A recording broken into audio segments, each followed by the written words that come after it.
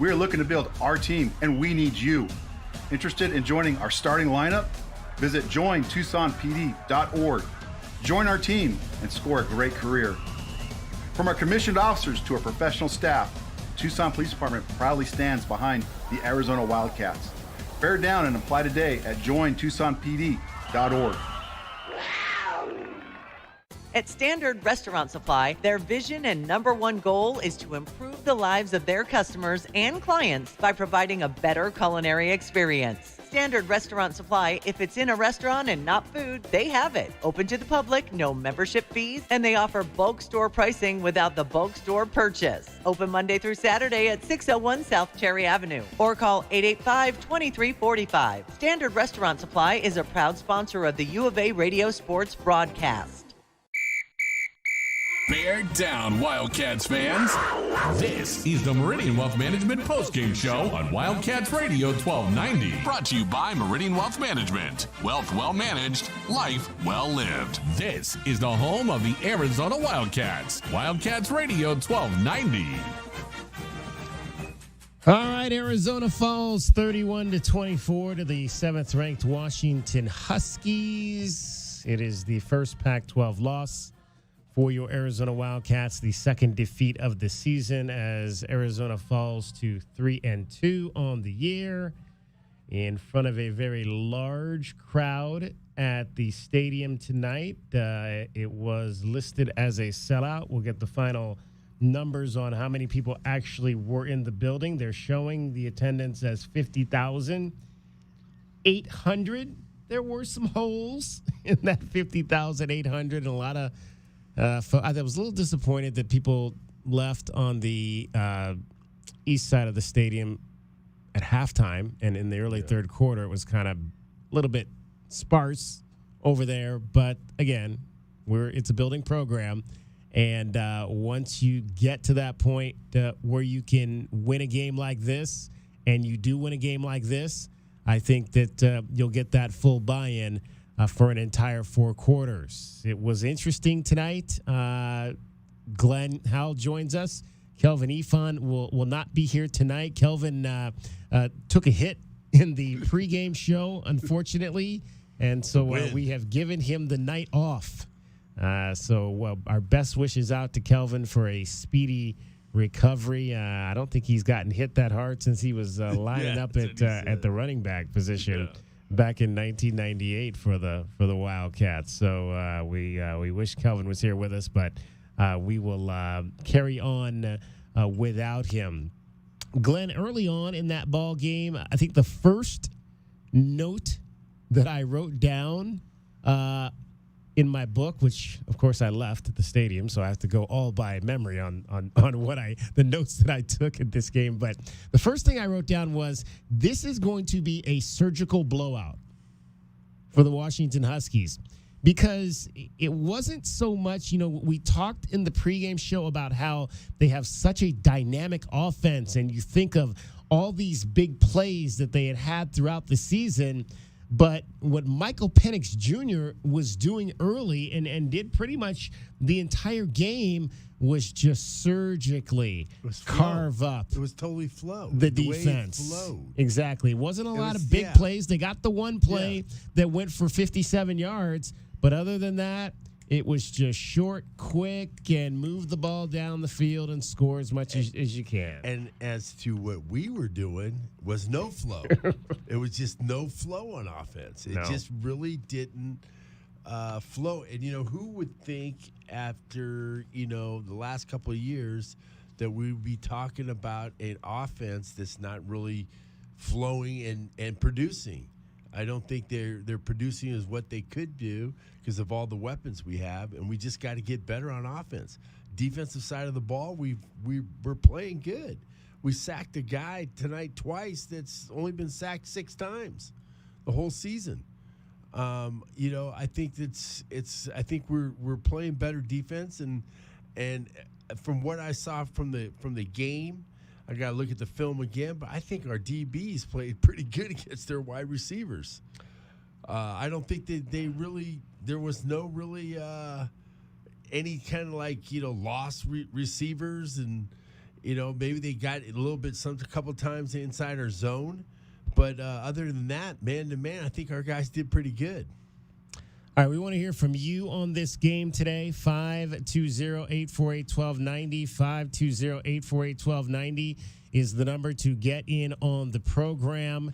Arizona, again, falls 31-24. Arizona in this ball game tonight had 342 yards of offense. The Washington Huskies put up 474. The Wildcats actually ran 4 more plays in this ball game than the Washington Huskies. But again, it seems like, this is the 5th game of the season, but the possessions just down in terms of numbers. I think the Wildcats in the game last week had 11 possessions. In this game, let's see, 3, 4, 5, 6, 7, 8, 9, 10. 10 possessions total in this ball game for the Arizona Wildcats. I said 5 touchdowns was going to be what you needed. And if they had scored 5 touchdowns tonight, they could have won this game. But they could only get 3. And once again, they just could not get off to a good start. 7 plays on the first 2 possessions of this ball game, Glenn. And I don't understand. And when you talk about, we never thought we'd be, trying to figure out what's going on with this offense, the way that it rolled last year. I just don't get why it takes them a while to kind of get into a groove in these games and get going. Because, again, what you did is very similar to what happened at Mississippi State. You put yourself in a 14-0 hole right at the outset, and now you're playing from behind against a team you don't want to be playing from behind against. Yeah, absolutely. You have to – those possessions are so valuable to get points or burn the clock. That's what you need to do. If you're not getting points, at least burn the clock. You have to get. I said, beginning, in the pregame, I said we need three and outs. So then we can maybe have some more possessions in this game, and then burn the clock or even score. We just couldn't get into a flow. There was no. It was kind of like like you're missing a gear. Like you're trying to shift and then you miss a gear. It's like it was kind of like that. And I just didn't think that we had any flow to our offense. DK, the first 2 things you mentioned go hand in hand. The fans leaving at halftime. I did the math. I got it in front of me. 15-yard average. That's their opening drives this season against the 4 D1 teams. They've averaged 3.75 plays for those opening drives. Just like last week, they go 3 and out for 1 yard in that opening drive. Second drive, 4 plays, punt. DK, if any of those are sustained drives, if they put points on those boards, I guarantee you some of those fans that maybe were there to see a good game, they don't see a single point. They've only scored points in the first quarter in 1 game this year, and that was against a Division II team. Yeah, NAU. Yeah, NAU, exactly. And it's like the first play of the game. First play of the game goes for a 4-yard loss, and you're thinking to yourself, well, here we go again. And again, that's what happened. They just 7 plays, 14 yards on your first 2 possessions. Washington opens their first 2 drives, 19 plays total. The first drive, 12 plays, 95 yards. Took 7 minutes off the clock. And then the second drive, 7 plays, 57 yards. Well, best play early, right, was Ostendorf pinning him inside the 5, and then they just went 95 yards on their opening drive for a touchdown. Exactly. So, that's momentum. 3 plays on the Arizona side, 95 yards on the other side. 520-848-1290 is the number to get in on the program. The lines are starting to light up here, so we are going to take your calls.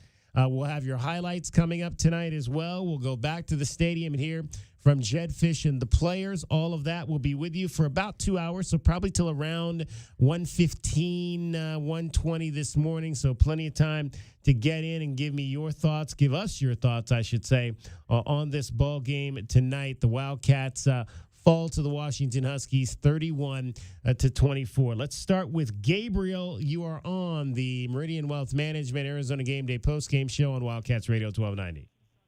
Hey, you guys. I hope you guys are doing okay, even though, unfortunately, Arizona lost. So what can I say, you guys? playing the seventh-ranked team in the country. You can't screw anything up. Of course, Arizona's offense was definitely struggling and didn't wake up and didn't get their head didn't wake up. So the defense did their best to stop Michael Penix, and so I was really hoping for Arizona to win this game, but unfortunately they didn't. But can I just say this? I'm just really happy that Arizona will never ever play against Washington or again USC next season, because I'm just completely had it with playing these top level schools that have almost all the talent compared to Arizona. So that's my thoughts. Hopefully Arizona can upset an opponent, but if they play like this, good luck trying to go 6-6. So You don't want what you're saying, Gabriel, is you don't want to play good teams? no, I'm saying is every time since Arizona's in the Pac-12 conference, unfortunately Arizona can't win against Oregon, Washington, USC, or even the top tier teams, because we don't have enough of the talent on Arizona's roster to even try to win against USC. That's or Oregon or Washington. That's my point. All right, Gabriel, appreciate your call. Interesting thoughts there. 520-848-1290. 520-848-1290 is the number to call us on this program. You can also text us at that number if you have thoughts on the Wildcats' 31-24 loss to the Washington Huskies. Our Twitter account is at Wildcats1290. Our Facebook page is Wildcats Radio 1290. We are streaming on all the platforms tonight. We are on YouTube. We are on Facebook. We are on Twitch. And we are on Twitter. So join us on any of those platforms if you want to watch the show this evening. Doug, you are on the Meridian Wealth Management Arizona Game Day postgame show, Wildcats Radio 1290. Hey, David, Glenn, J-Dub. Nice to talk to you guys. I hope Kelvin's doing all right. We hope so, too. Well, I've got to disagree with Gabriel there. I mean, we definitely want to play good competition. Absolutely. And, looking at the result tonight, you're telling me that there's a one-score gap between us and the number 7 team in the country, which might make the college football playoff. That's not too big of a gap to me. I mean, I wish we would win some of these games, but we have won some of these games over the years. Even during the lean years, we were, pulling off upsets against top 10 Oregon and UCLA teams and a Washington team too, I believe. So, it's not out of reach. And I wish fans would understand that when they, either don't show up for a game, or they do show up but they don't make any noise, or they show up and then they just give up too quickly, because, you don't want to wake up in the fourth quarter and say, oh, wow, Martha, we actually have a chance to win this game. I think maybe I'll start cheering now. The time to do that's in the first quarter. Yeah, oh, man. Being at the game for a sellout crowd, it was very quiet. It wasn't that loud. No. Wasn't that loud So at all. I watched a lot of the Auburn-Georgia game today. I watched some of the Texas-Kansas game.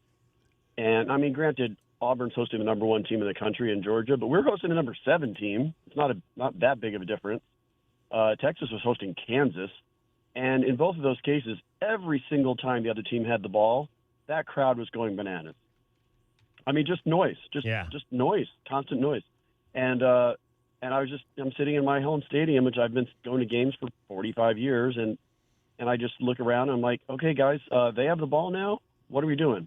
What are we doing? And I literally would turn around, because I sit really low on the west side. I face up at the entire west side. I'm just looking up, like, with my hands in the air, like, really? What are we doing, guys? This is why you're here, to make an impact on the result. You're not just watching on TV with a clicker in your hand. Like, you have an opportunity to make it difficult on Penix and difficult on those receivers. And that just infuriates me. It just drives me nuts. Because if I had enough of a voice, I would make noise for the whole stadium, but I just don't. So, I mean, I've got to rely on other people around me to do it. And it's so frustrating. That bothers me more than people leaving in the third quarter, which also bothers me because those people just don't understand math. Exactly. This was not a 59-7 score. This was 21-10. 21-10. I don't think so much that it was a crowd that didn't come to make noise as much as it was a dejected crowd from the start. And I'll tell you why. You talk about the precision, DK. Do you know why that is? Their first 2 touchdown drives, including a 95-yard drive, was the first drive. Second drive was a 57-yard. Do you know how many third downs they had in those 2 touchdown drives? One third down. Yeah. And it was 3rd and 2. So Arizona goes 3 and out. Then they go 4 downs and punt. Meanwhile, Washington drives 95 yards, 57 yards, and only had to face 1 third down in both of those touchdown drives. So I think by that point, I heard some noise on some 3rd and longs, and the crowd did make noise at times, but that sustained noise you get from the beginning, don't you think possibly, Doug, that the crowd would have been a little different energy if they would have come out and put some points on the board from the start? And obviously that's revisionist history. Didn't happen that way. But don't you think that if Arizona scores in their opening drive and then gets the ball back, the crowd is completely different, right? I mean, because a lot of those people don't go to Arizona Stadium regularly like you do. You go every single game. Right. A lot of the people that fill up these stadiums, because Arizona Stadium isn't always like that, maybe they don't have that same fervor. There's a lot of transplants or whatever. I firmly stand behind if they come out stronger in the opening drive, if they hold Washington to not a 95-yard touchdown drive up in the start, I think the crowd just reacts a little bit differently. No, you're totally right. When it was 14-7 and we kicked off to them, now we're only down 1 score. The next time Washington was on defense, that was when the crowd actually was involved. So that's the problem I have, though. Like those very same individuals who were standing up and cheering at down 14-7 were the same ones who were sitting down 0, tied 0-0 and down 7-0 and down 14-0. So they have it in them. They want the Wildcats to win. They just don't act like it. I just wanted to talk X's and O's a little bit. I'm going to give the offense a pass. I mean, if it weren't for that fumble that they didn't call us recovering, down inside the 5, this is potentially a tie game. I mean, Washington goes on to score right there, and if we turn the ball over on them right there, maybe this is a different outcome.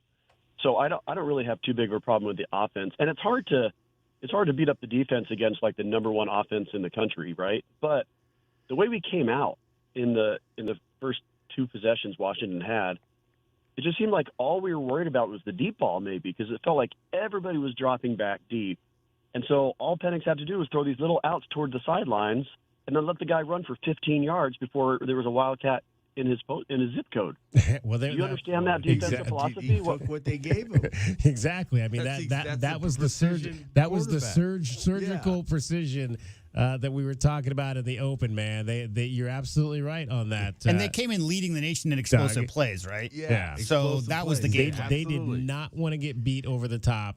And they didn't. No, and they were happy to let him throw underneath because you'll see a lot of teams play that style of defense because again, you've got to make if you're going to do that, you got to make a lot of plays. Yeah. You got to make a lot of drives in order to do that. And they said, look, we'll take our chances. I think allowing them to go to what were their drives? Again, we'll look. So their drives were 12. They had three drives over 10 plays.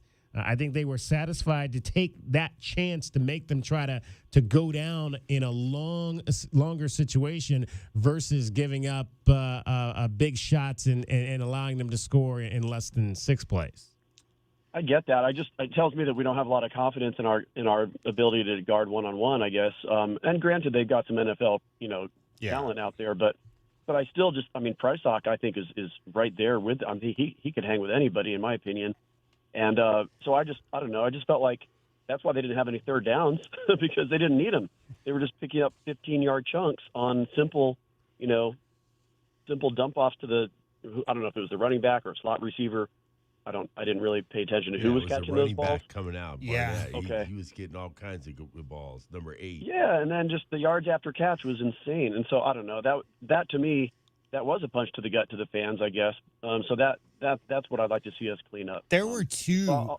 big momentum shifters. There was the sideline fumble, potential fumble recovery, and then that 18-yard pass to Colt when they had that was 3rd and 16. That was third and 16, and to me, that that catch, was the turning point. that of catch the game. against his helmet, and then the next play they just ran the sweep for an easy touchdown. So that play right there, hold them to a field goal there, right, and then it's 24-10.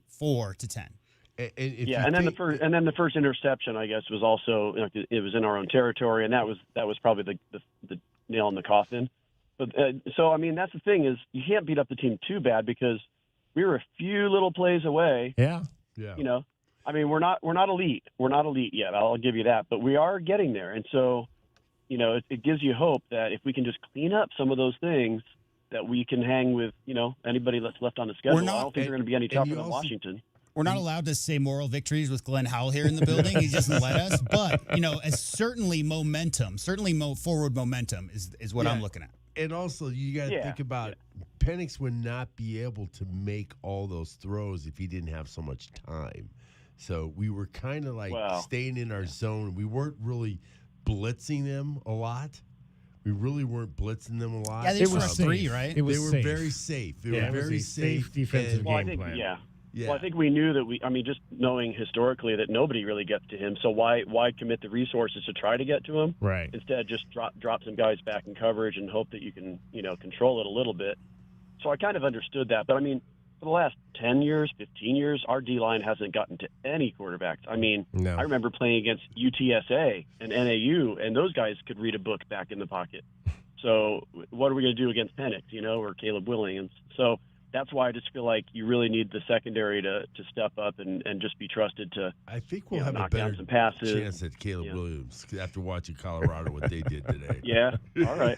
Plus their defense isn't as good as Washington's, I don't think. So maybe we'll open things up a little bit. Well, I'll clear out of the way, let somebody else get on. But great call. Yeah, some encouraging signs. Hey, Doug, we appreciate you always checking in, and please continue to do so.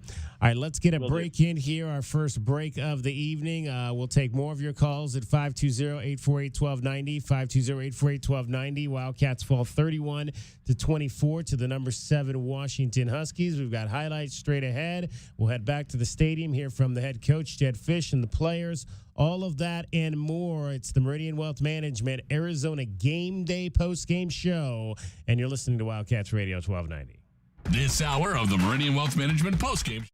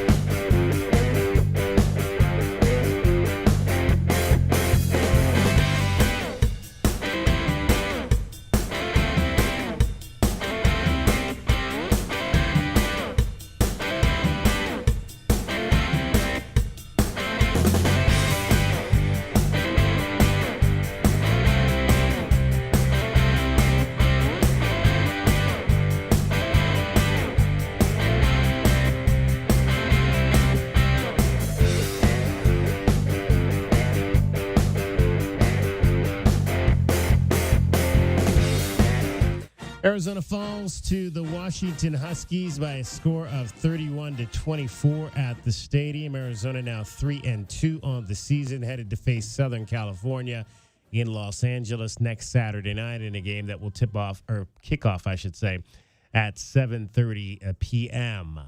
520-848-1290, 520-848-1290 is your opportunity to tell us what you thought about this ball game. Before we get back to the phones, I want to talk about that fumble play.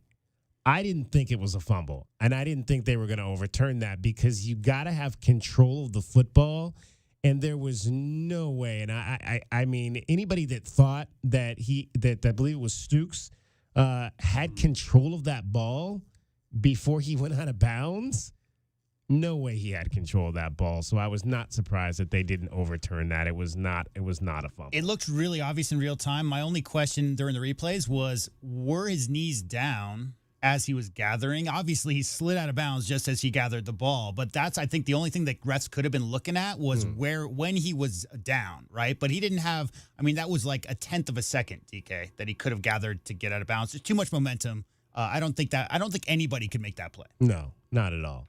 All right, let's go back to the phones and talk to Howie. You are on the Meridian Wealth Management Arizona Game Day postgame show on Wildcats Radio 1290.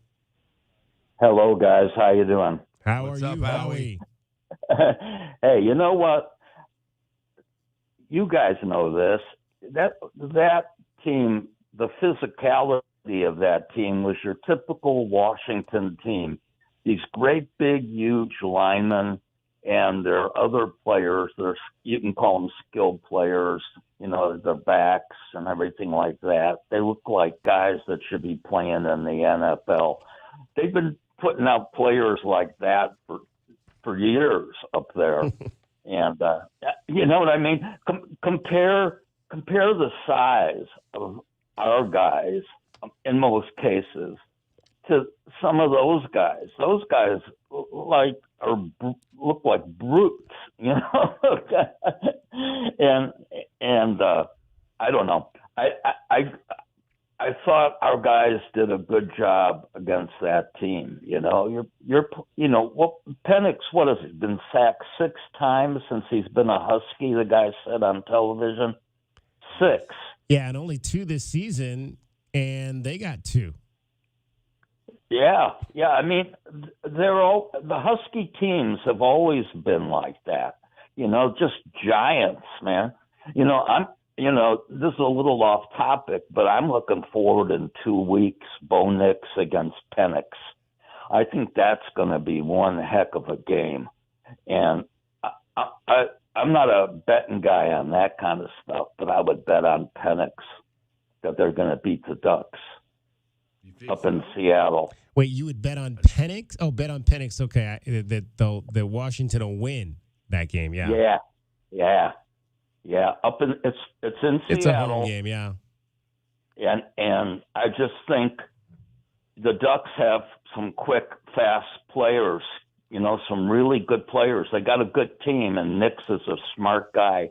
But Penix, I mean, he's like in a castle. He's protected. and that's what I'm saying.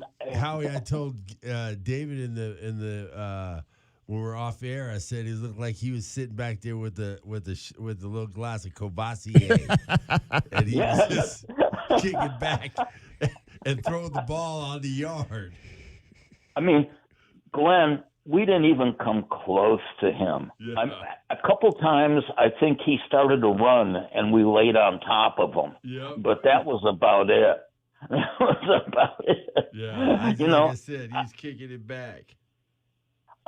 I'm a Wildcat fan to my core, but I went into that game thinking I hope we give them a good game. That was my expectations for that game. You know what I mean? Those guys, they all look like DeBoer, the coach. He looks like he's about 6'8" and 300 pounds. Yeah, they were big. They were big, and we got some big guys now, though. Our guys are just as big. I say, this is the biggest D line I've ever seen at U of A in a long time. We got some big guys up there. and I think they did a pretty good job. I think the defense is getting better. I think we really have some good corners, though. I think we have some good DBs. I think we got to tackle a little better. That's the thing. We didn't tackle very well tonight in the secondary. But as soon as that gets better and everything, I think we're going to have a pretty good team. Yeah, I think in a couple years, a year or two, when Fish starts recruiting guys like Washington has, guys like maybe the Ducks have, we'll be up there. We'll be in a different conference, obviously, but we'll have our team is pretty decent. It's an average to good team in my opinion. But yeah, we'll be in another echelon. Howie, did you have a chance to hear Coach Fish's thoughts on the weight gain for the team earlier this year? Did you catch that? Okay, here it is. No. Players on our team combined have gained 994 pounds, which is one saltwater crocodile. So there's that. Have you ever seen a saltwater crocodile, Howie? I don't know. They couldn't beat a dog. They couldn't beat a DAWG tonight. Howie, I appreciate your call. All right. Yeah, go Cats, man. All right. Thanks, Howie. We'll see you. Adios.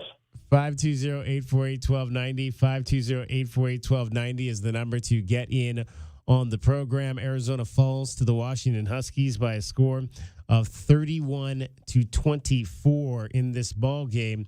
I want to point out a couple of stats defensively for the Wildcats. And again, this was an Arizona team that came in here an almost 3-touchdown underdog and only lost by 1 score. So again, that is something that is a positive that comes out of tonight's game. They still continue to pile up tackles for loss. They had 5 tonight. Not as many as we've seen in some of the other games, but 5 is a pretty solid number. And as we mentioned, 2 sacks, which Michael Penix Jr. had only been sacked twice all season. He got sacked 2 times tonight. So there were some positives out of this ball game that you can take forward if you're the Arizona Wildcats. Third down wasn't necessarily one of them. That is something we've constantly talked about, that this team has to do well. They've got to be able to get off the field. I think at one point, Washington was 6 of 7 on third down. Now, they finished 6 of 10. 8 and 10. Yeah, so the Wildcats got better at that at the end, but essentially through the first 2.5 quarters, Washington was completing pretty much anything they wanted on third down. And we mentioned that one play, which they had in the first half, which I thought was the turning point in the game. After Arizona had gone down and scored, you got them behind the chains on a holding penalty. You had them at 3rd and 14, and Michael Penix hit Jeremy Bernard for 15 yards to move the chains, and then they went down and scored on that drive to take the 21-7 lead. That, to me, was one major turning point. I think if you stop them there, if you get the ball back, even like J-Dub said, hold them to a field goal, you've got a chance. You've got a chance. It was you had just gotten some momentum. Your offense was just starting to get going, and you let them go down and score right away after that first touchdown. Yeah, especially with such a young team, Glenn, right? I mean, you got a freshman quarterback, first start. You don't have your starting running back. And I'm not making excuses here. I'm just saying a momentum play like a quick turnover on defense or whatever, a quick change, those give such confidence to those young offensive players getting in there. I mean, you've been on that field. You know what I'm talking about, young players out there. Just one of those. Now, that being said, Arizona did have a couple interceptions slip right through the Washington players' hands. I mean, there's a couple of players that could have gone the other way pretty bad as well. But that fumble recovery obviously couldn't have gotten it. But that 16-yard third down completion for 18 and then touchdown the next play, just huge momentum shift. Yeah. All right, 520-848-1290, 520-848-1290. Let's talk to Phil. Phil, you are on the Meridian Wealth Management Arizona Game Day postgame show on Wildcats Radio 1290. Good evening, gentlemen. So I know that Paul from from Phoenix has already been on, and I missed that, and I apologize. Maybe you've already talked about this, but I just want to be sure on one thing. 5 games, it seems like 4 out of 5 of those games, the Cats never scored in the first quarter. No, we haven't. No, they haven't. Yeah. And if you've already talked about that, well, you can just tell me, Phil, we've been there, done that. But that's a good point. We haven't talked about it. We talked about it off air.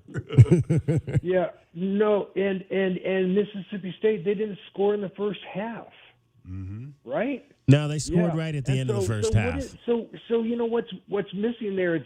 What's missing there is the alligator, okay? And the crocodile. You kind of laugh. The crocodile. The saltwater crocodile. Because I'm thinking, because this team isn't coming out vicious.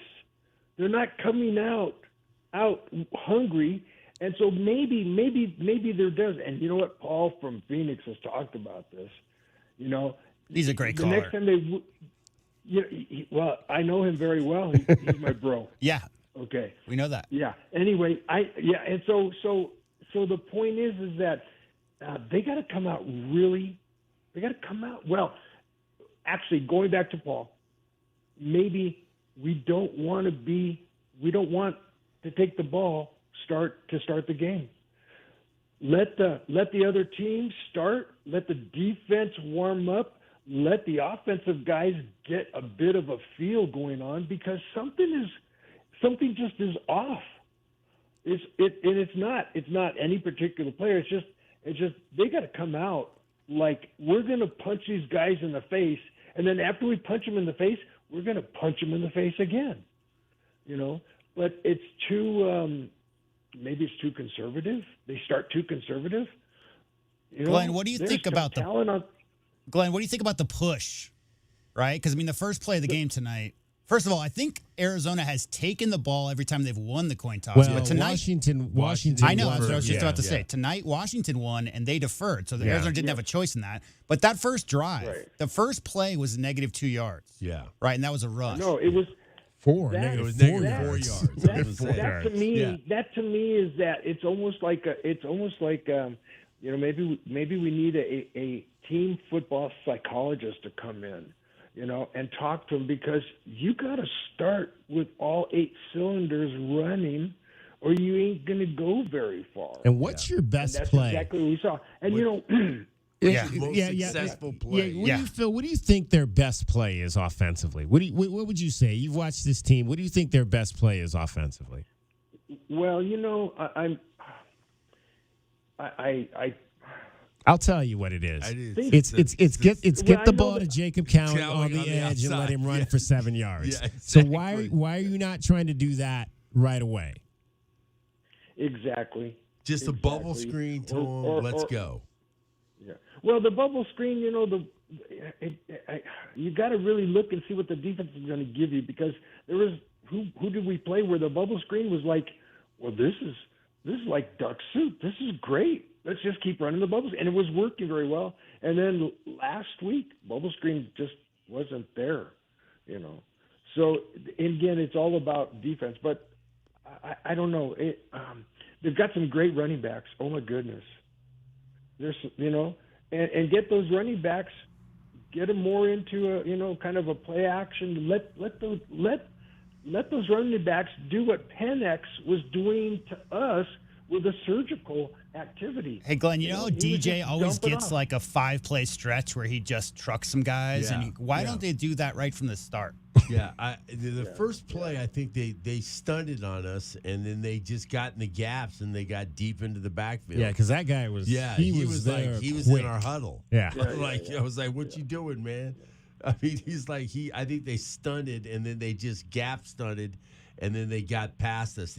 We just took the wrong steps, and we were going to our steps, and then they were going inside, and then they were gone. They were in the backfield. So we got to find some cure to our first possession. We got to make sure that if I was coaching, which I have never coached before as a head coach. Well, and you but know I what would they say say. we're going to work on this play. This is going to be our series. We're going to be in practice working on being positive on every single play for the first series. 3.75 plays, Glenn. Glenn. That's the average for their opening drives this year in the 4 games against D1 teams, FBS teams. 3.75 plays per opening drive. Yeah. Well, Glenn, what you just said is interesting because, if you don't know exactly what the other team is going to look like when they set up for defense that time. You shouldn't care. But if the team is working on a package, okay, this is where if they can work on a package, I believe, and I've never played this game, and I'm just a coach. I'm really not a coach. I just play one on the radio. But you work on a package, and with that package, guys, you want to warm up? Run these as fast as you can. You know what to do? Run these as fast as you can. Go for it. And there ain't going to be there's not too many exotic defenses you're going to see on the first possession, okay? They're probably going to be in their base defense, and they're just going to say, let's go. And what you need to do is, you got your plays that you've been running all week, and we're going to be successful on those plays, and we got to get the mindset of this is what we're going to do. We're going to run and get a nice drive going here. And that's what I think some of the things that they have to have mentally get better at, that we're going to be positive on the first drive. Hey, Phil, we appreciate your call tonight. Thanks so much. Hey, thank you, guys. All right. 520-848-1290. 520-848-1290. Let's pause 10 seconds here for station identification. You're listening to the Meridian Wealth Management Arizona Game Day Postgame Show on Wildcats Radio 1290. KCUB Tucson, a Cumulus media station. This season, Jed Fish will lead the Wildcats into battle, and the only place to hear the game, Wildcats Radio 1290. All right, it is the Arizona Meridian Wealth Management Arizona Game Day Postgame Show. I'm David Kelly, along with Glenn Howe is here. We've got JW. Kelvin Ifan taking the night off tonight. 520-848-1290. We want to hear from you after the Wildcats fall to the Washington Huskies 31-24, their second loss of the season and their first loss at home this year in 3 games. Let's hear from Andy. Andy, you're on the Meridian Wealth Management Arizona Game Day post-game show on Wildcats Radio 1290. Hi, guys. Hey, I was at the game, and I've gone to a few games, and I'm like the other caller, and I was more frustrated with the X's and O's of the game. I thought they were way too conservative on offense and on defense. They played a lot of three defensive line, the rushing, and the sequence that you were talking about that was 3rd and 16. And Washington had called a timeout, and because the crowd was loud on that one. And then we had rushed 3 defensive linemen. I call it a mini prevent. And for that whole sequence, when Washington went down the field, because they were, huddle, we were on three defensive linemen. And, he just sat back and picked us apart. But I don't understand that type of defense. And I thought they didn't let the guys play. Like you said, we got some big guys, both on defense and offense. And I thought it was also conservative. I know we had our freshman quarterback, but I thought some of the play calling was pretty vanilla. And I don't think they just let the guys play tonight. It was pretty frustrating. And we were, in the stands, we were talking about that they're only rushing 3 people. And so that's a defense that I really don't like, not just for them, for, the teams that do that. And I don't think that really works too well. But I did think the crowd was louder tonight than it normally is. But I really thought the X's and O's. I just thought we were way too conservative. Well, I mean, maybe that's one of the reasons why people kind of checked out mentally. In terms, like you said, it was loud at times early, but still not at the level I think you would want for a game like this. I mean, you would want it to have been kind of like you would want it for a Territorial Cup game, a constant noise to try to throw a team like Washington off, and it was definitely not that tonight. But I absolutely agree. I thought they were definitely. I think in terms of the defense being conservative, they were definitely. I think they played a lot of their dollar package tonight, and that's when they go with more defensive backs on the field, and they were going to not allow Washington to beat them deep, and so and anytime you go with more defensive backs, there's going to be less guys up front to rush the quarterback, and they just this is not a defense that does a lot of blitzing. We haven't seen it all year. I don't know why people maybe anticipated that they would see that tonight. And I agree with him as saying I think we should have opened up the playbook. The playbook, there wasn't really a play tonight that said, "Whoa, that was a good play." Right. You know, that was the wow, where did that come from? You know, we haven't seen that yet. Well, we saw the double fake throw to Tanner McLaughlin for a second straight week, and that worked again. Well, that might be the most impressive. That's probably one in terms of you're looking for plays that are kind of splashy. That particular play might be the one. It's worked I really twice. don't care too much for the. Yeah, I don't really care too much for the trick plays. I just. Well, that's not a. I don't think that's a trick in the play. beginning, they were working. It's just got two fakes on it. Right. I don't think it's a trick play though. Mm-hmm. Right, but I just didn't think they let. I think we have the players this year. I've been pretty impressed, and I think our defensive backs and our safeties play pretty well, where you can at least rush for or go for blitz. And I know Washington's a really it's a good team. They haven't played great teams this year, but I thought they should have gone for it. I just don't think they went for it. That might not be. I really put that on the coaches. That might not be the quarterback you want to throw blitzes at, Glenn. I mean, with that wide receiving core and guys can get behind you, I think the big thing we looked at tonight, both offensively and defensively, was mitigating mistakes, right? You got a freshman, first starter, first time he's ever been a starter at this level. Obviously, they didn't have a wide open playbook on offense.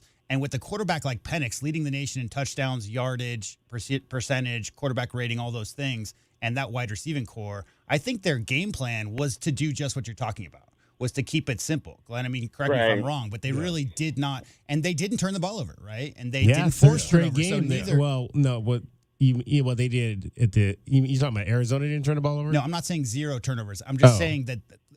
Relative to what we've seen this season, they weren't loose with the ball. The football, they were not loose. There weren't a lot of plays where they're putting the ball on the ground. Obviously, they did have the turnover, the other interception that could have been. I'm just saying it felt very vanilla on both sides of the ball. They were just making sure that Penix didn't get one of those 35-yard bombs behind for a 70-yard, 30 yards rack after the catch. Hey, Andy, we appreciate your call, man.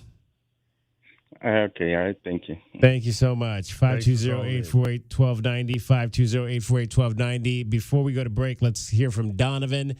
Donovan, you're on the Meridian Wealth Management Arizona Game Day Postgame Show, Wildcats Radio 1290.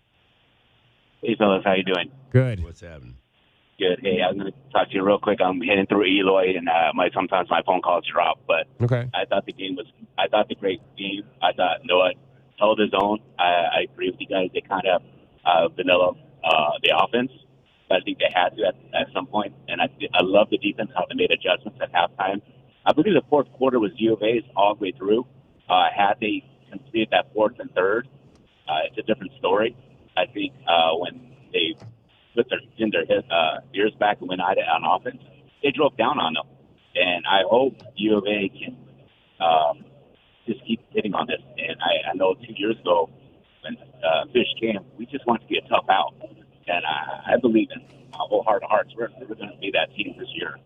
We have the talent. We have the kids buying into it. and there's so much positive things from a loss like this, even though it's been nice to come on the other side. I think there's nothing but a good foundation to build on this. I thought. Go ahead, Glenn. Okay, I was going to say is that with the defense playing the way they are, and I think they're continuing to get better. And if the offense could just step it up, we are definitely going to be a hard out. We're going to be somewhere. Some of these teams that are coming up, they're going to be like, wow. Arizona's not as bad as everything thinks they are, but our guys are going to get more confident, and they're going to be able to go into games thinking that they can win, and which they should be doing now. I think because they're playing that well, they should be thinking they can win the games that are coming up that we're going to be playing in. The USC game next week. After watching that Colorado game. Winnable. I think it's winnable. I think it's something that they can get if they put it together, if they have a good offensive showing and play some D like we've been, we have a good chance. Now, you guys been around the players. How will they react? They're not going to hold their heads down. Sort of 3-2. It's early still in the season. I just hope they just use this as a catapult to we can hang with the number 17 without our starter, without our starting quarterback and running back. Look what we did. Yeah, I hope they're angry. I hope they're angry exactly. that they were that close and they just couldn't make enough plays to get it done. I mean, Noah Fafita, I hope he's angry that he had a mental slip and chucked the ball into the middle of the field. I don't know what he was doing on that particular play. I mean, you're in the ball game right there. You're in the ball game, driving down to try to be one score down, and you just chuck the ball, just flick it into the middle of the defense. There should be a bad taste in every single player's mouth. There should be a bad taste that they could have won. I think they could have won the Mississippi State game, and I think they could have won this game if they would have just put it all together. So they're close. Gentlemen, have a good night, and we'll be at the Coliseum next week. So all right, turn loud. Safe travels to Los Angeles, Donovan. Appreciate you checking in this evening. 520-848-1290 is the number to call. We'll take a break here. We will have your highlights coming up, as well as hear from the head coach and the players at the stadium after a 31-24 loss to the number 7 Washington Huskies. With Glenn Howe, JW Madden, I'm David Kelly.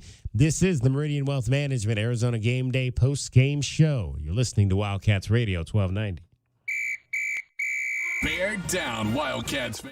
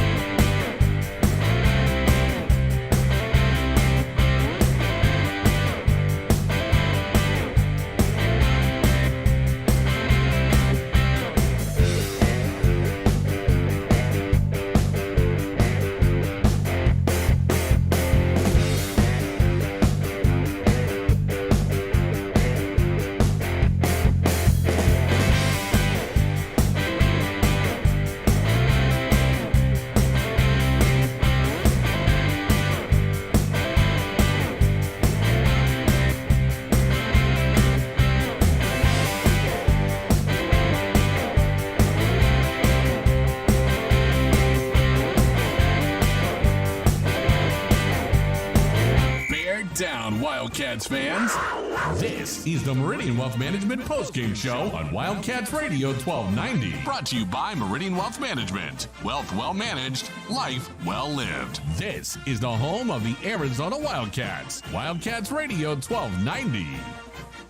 31-24, Washington beats Arizona at Arizona Stadium. Cats fall to 3-2 on the season. 520-848-1290 is the number to get in on the program tonight. You can call that number. You can text us at that number. Let's head back down to the stadium and hear from your Arizona Wildcats. Tanner McLaughlin and Dalton Johnson met with the media after tonight's ball game. What kind of an adjustment was it dealing with their offense and the way that they were attacking you guys?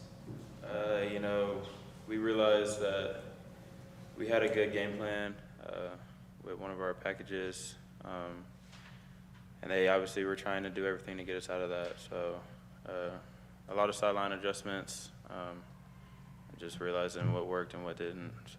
Were you referring to the dollar package? Yeah. How do you think that worked? I like that package a lot. I trust my DB brothers, and I know when we're on the field, we're going to make a play. Ran the dot. Yeah. Michael? For Tanner, how did you think Noah performed tonight? Awesome, for it to come in and that be a first-time start to go against top 10 team and for it to come down to the end like that, I don't think you can ask much more of them. Obviously, we got to get better. There's things we got to clean up, but lots of work to do this next week for USC. So. Troy and Brian. Dalton, what was Coach Nansen's message to the defense after tonight? We competed well. We executed well. But just got to put it behind us and focus on USC next week. But he was super proud of us, and he was letting us know how he loves the way we played. And it's always good to hear from your defensive coordinator. Brian and Justin. Tanner, on the scramble when Noah tried to get it to you on the shovel, what are you trying to do on that? Just try to show yourself there, and what did you see? Was it just too high or what? Yeah, it's just a scramble drill. Just trying to get open so he can see me, make the connection. I should have come back through the ball and knocked it out of the defender's hands. But again, just learning and growing and continuing to work. So. Tanner, now that you've had a full game with both quarterbacks, what are differences or similarities between the two? Yeah, I mean, that's a kind of a loaded question. Really, I go out there and I focus on my job, and I'm just, doing my 1/11th. So I don't really pay much attention to what they're doing. If the ball comes to me, great. If it doesn't, just putting my head down and working. So.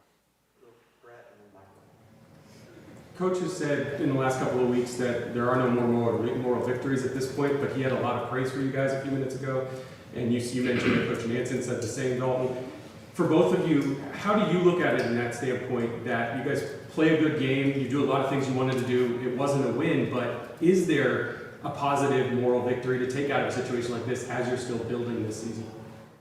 Me personally, I believe there's, you either win or you lose. Obviously, we lost, but at the same time, you could benefit from this, learn from it. It's a lesson. Obviously, we played well, and we can move forward, but yeah, we lost, and a loss is a loss, but yeah, I would agree. It's growing pains. We're going to continue to keep getting better and learning.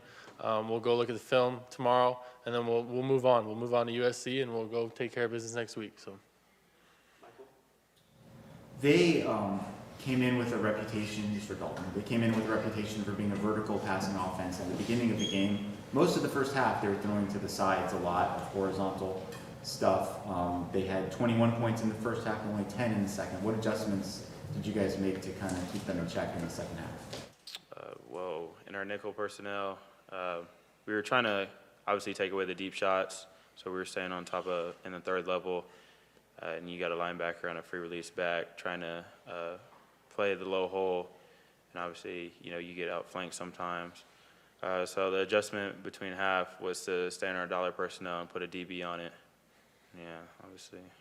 Sure, and you had a couple forced fumbles tonight. I think you've had 3 now for the season. Is that just a mentality on your part? Is that just hustle? Is that just, I'm going to try to punch the ball out if I get that opportunity? Yeah, it's really just when the opportunity is presented, it's all about executing it. I'm not necessarily going in for a tackle, trying to get the ball out, but if I see someone's has them held up, then, I'm going for the ball. Got to create takeaways. So. Troy and then Justin. When you see a guy like Tetra McMillan kind of beat up throughout a game and he's waving Coach Fish off to come out off the field, what does that do for the rest of the players in the huddle? It's awesome. We were all out there fighting together, competing together. We know T-Mac's a gamer. He doesn't want to come out. He wants to keep playing and keep contributing to the team. So it's awesome to see that. We had a few guys just fighting through stuff tonight, and it's really, to look around and see your brothers doing work with you. It's awesome. So. Dalton, I think last year against USC was when you guys first brought out the dollar package. Is that right? So now that you're all going up against USC again, what can you say about the evolution of the dollar package and what it's meant? Obviously, when you have these Pac-12 offenses who do a lot of deep shots, a lot of passing game, it helps. So I believe we've grown very much in the dollar package and look at it to be, possibly a primary package when we need it versus teams that like to throw the ball, 80% of the time or whatever it is. Any other questions for the student athletes? All right, that's our time. All right, that is the players today. After the ball game, the Wildcats fall to the Washington Huskies 31-24. You heard from Tanner McLaughlin there. Tanner, 6 catches, 51 yards, had 17 was his long on the day, and that was second on the team behind Jacob Cowing, who had 8 catches tonight. And Dalton Johnson, another outstanding game for Dalton, 10 tackles, 2 forced fumbles, including the one we talked about earlier. I mean, he hit that kid and forced that ball out in the red zone. The Wildcats just could not pounce on it quickly enough to get it to get the possession. He was back. the second guy on that tackle, right? That was the perfect because he came in and he hit right on the helmet on the ball, just like you're taught. Yeah, and he's just a physical kid, man. I really like his total demeanor of he just goes downhill. He's just a downhill kid. Yeah. 520-848-1290. Let's talk to Amy. You are on the Meridian Wealth Management Arizona Game Day postgame show on Wildcats Radio 1290. Hey, good evening. I just got home from the game. We left early to pick my son up from his first ever homecoming dance. Okay, that's I was about to say what you left early, but if it was homecoming, I'll let you slide on that one, Amy. What high school does he go to? South Point. Rincon UHS. Oh, okay, Rincon University, awesome, great band there. UHS, yeah. Oh yeah. Yeah, they have a great band. He's not doing marching band this year. He'll do it next year. Okay. Anyway, all right, my experience tonight at the game, huge. I'll say this, I'm a huge Husky fan. And I know I wasn't the only Husky fan that went in with limited expectations tonight. Secretly hoping they'd win, which they did. But limited expectations because the Huskies do not have a good record here in the desert, whether it's playing the Wildcats, Wildcats for AFC fans. I'm also a Sun Devil fan. Oh, or man. The Sun Devils. Man, I you're mean, just all over. Your You got time all is kinds running of out. stripes. Your time is running out, Amy. No, listen. No. My husband went to ASU for 14 years. That's unfortunate. Unfortunate. He went to ASU for 14 years, you just say? Undergrad, master's, PhD, postdoc. Oh, okay. All right. Okay, with that said, the Huskies have a terrible record here in the desert. Shut up. Terrible record here in the desert. Terrible. Yeah. The Huskies do. Yeah.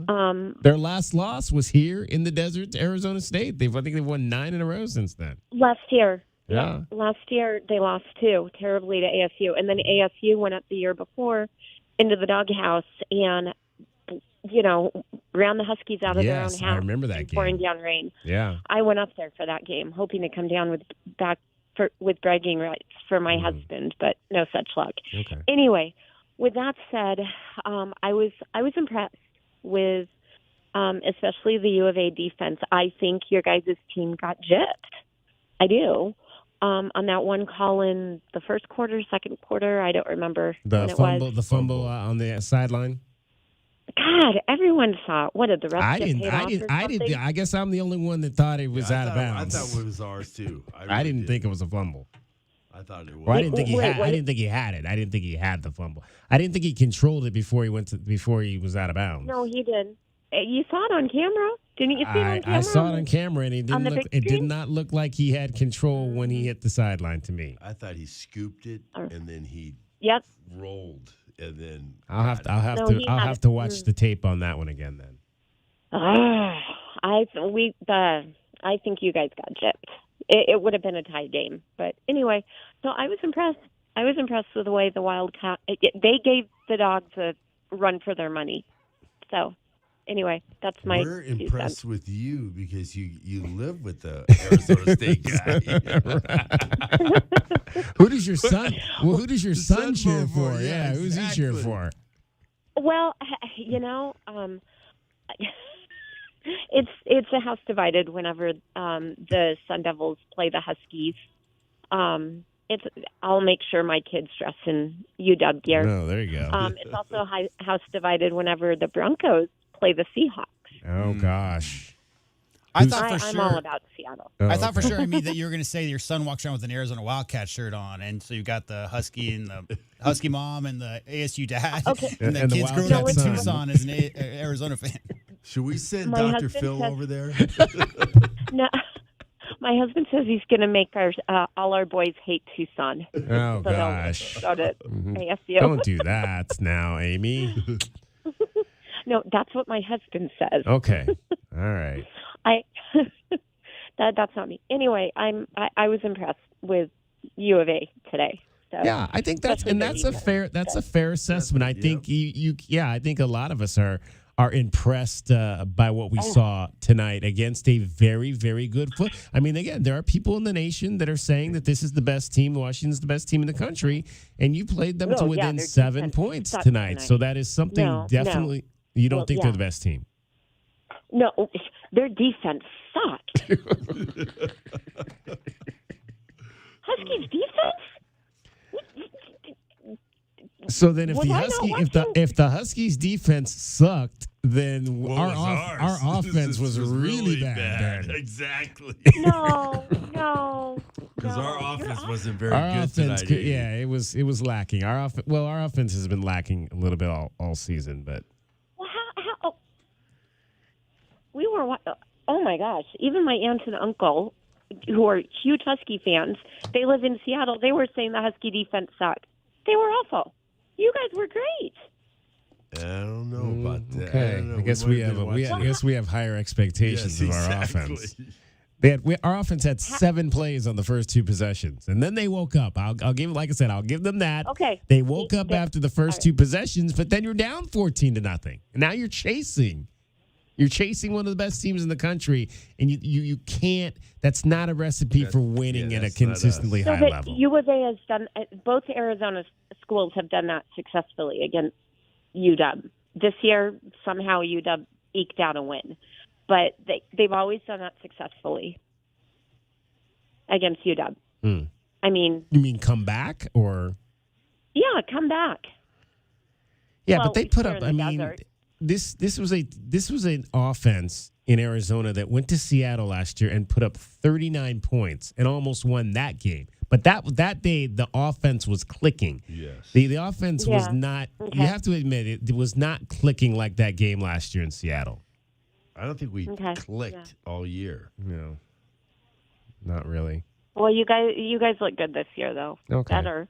Well, yeah. I mean, the defense is making that happen. I mean, if it wasn't for the defense, the improved defense, I don't know where this team would be offensive with the way they've played offensively. Now, the other thing I've said is that to me it seems almost like because this is they're trying to run this like an NFL operation. It almost seems like these games are like NFL games where you're not going to get.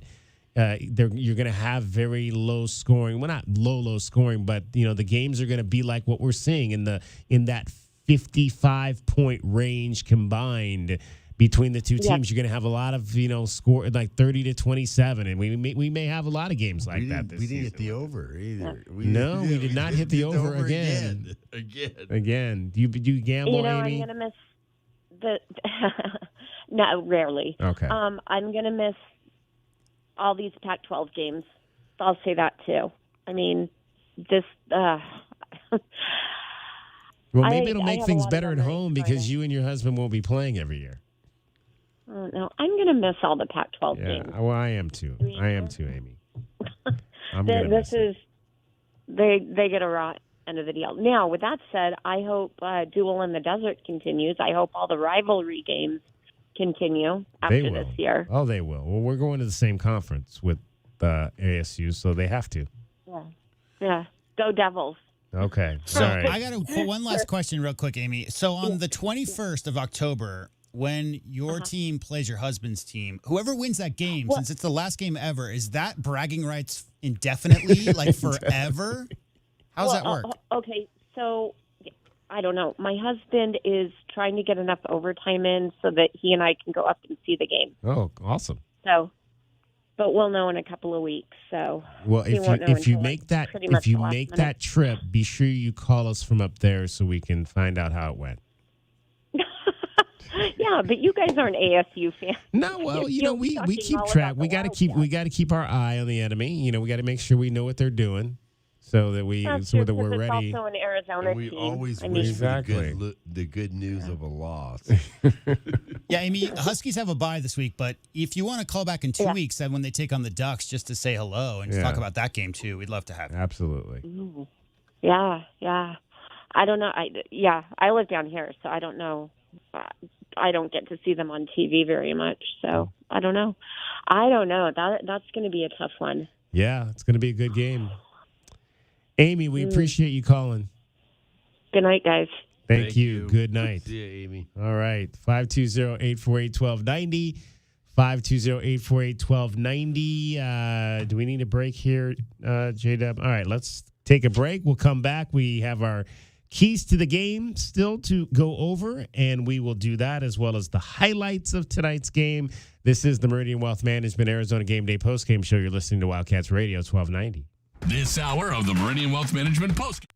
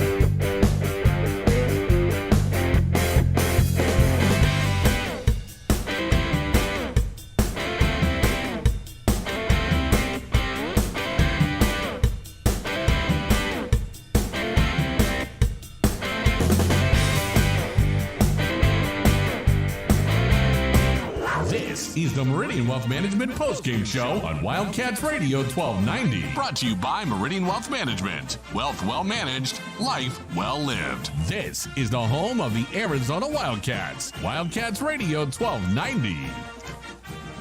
520-848-1290. 520-848-1290 is the number to get in on the program. Wildcats fall to the Washington Huskies tonight here in Tucson, 31-24. Let's review our keys to the game and see how that all played out. Were the Cats able to unlock the keys to the game? Let's look at our pregame keys to the game. They are brought to you by the Royal Automotive Group. Royal Automotive, the dealership that is different. All right, let's start with Kelvin. Kelvin, again, is not here tonight. He took a little bit of a hit in pregame today, so he is taking the night off. And we'll find out what he thought was going to be important for Arizona to win this ball game tonight. I think we have to control the ball. A lot of times you hear us control the ball, especially from a running back, it's running the ball, but I'm not necessarily saying running the ball. Whatever you have to do, it's the short passing game, the tight end, deep, whatever you have to do to play keep away, to keep the ball out of their hands so they can't get a rhythm. Move the chains. Yeah, move the chains. I think that's very important. I think also we need a couple interceptions. They're throwing the ball everywhere. I alluded to that earlier. They're throwing the ball all over the place. Another big hat.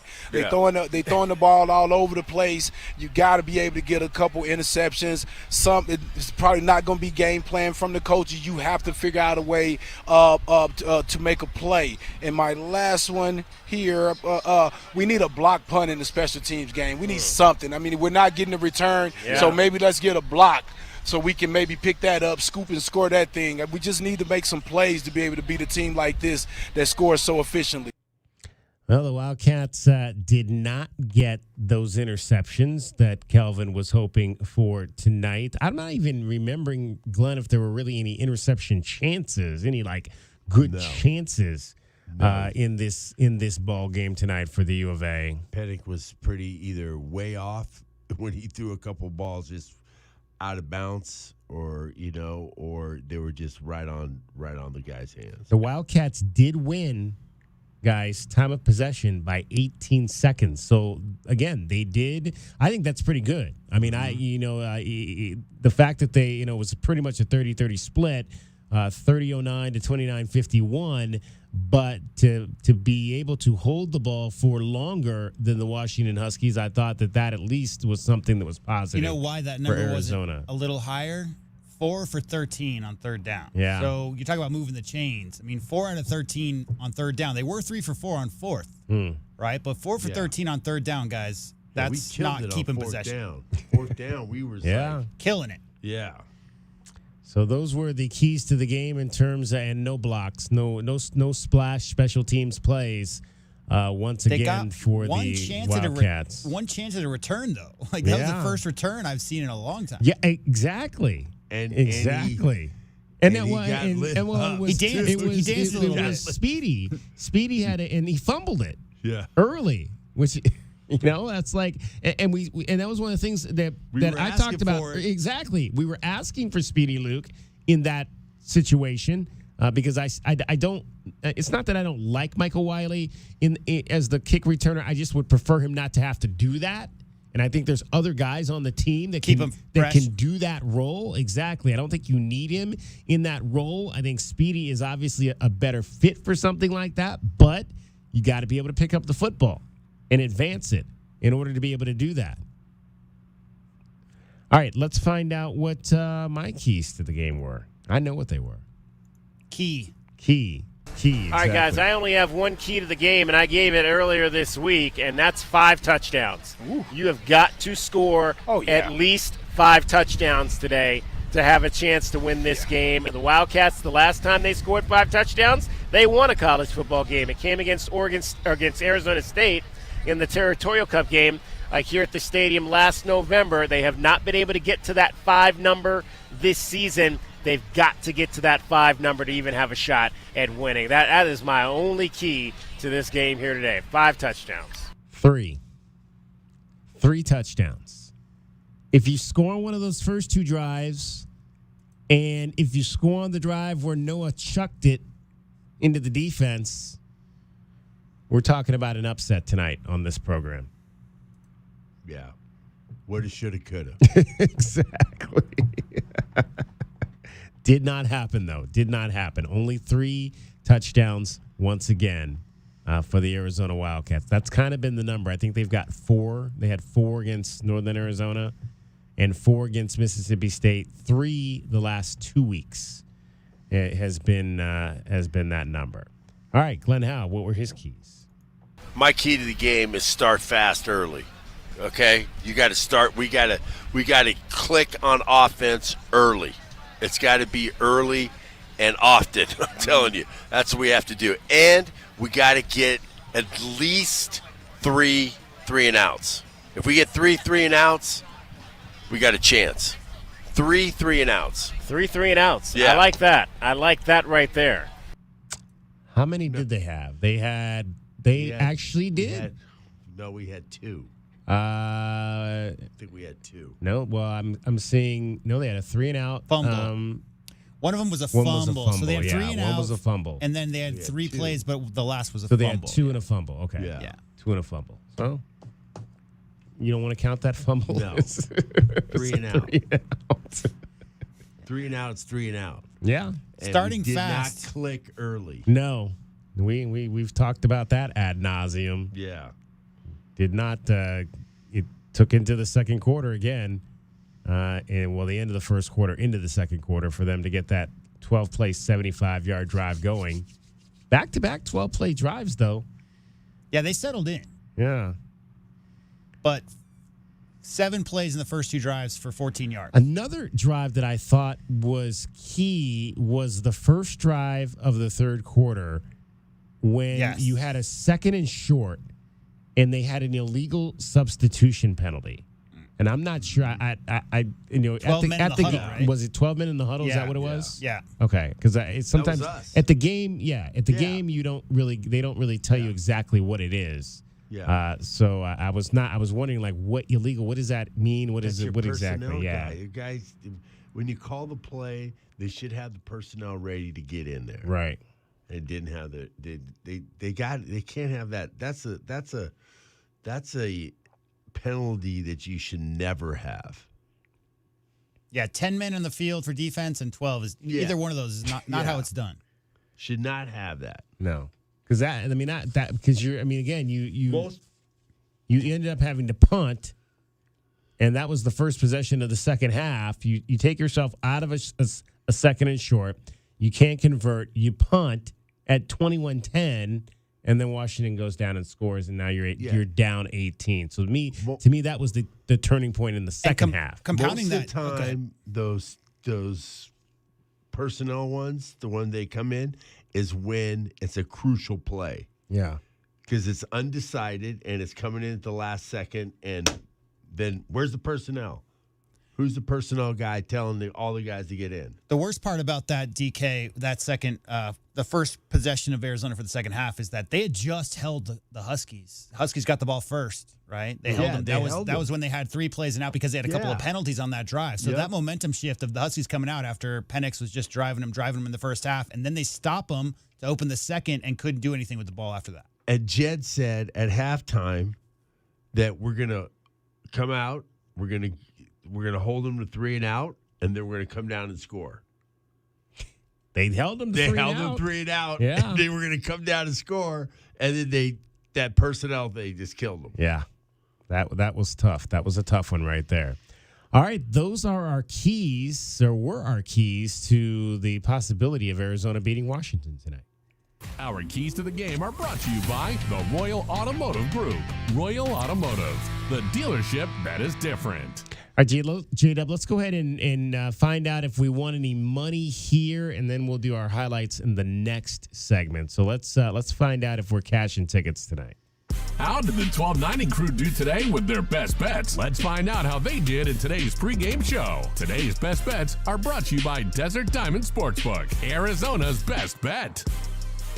Well, we split the money tonight. Everybody took the 19.5 points, and Arizona, that covered. But once again, the under is king.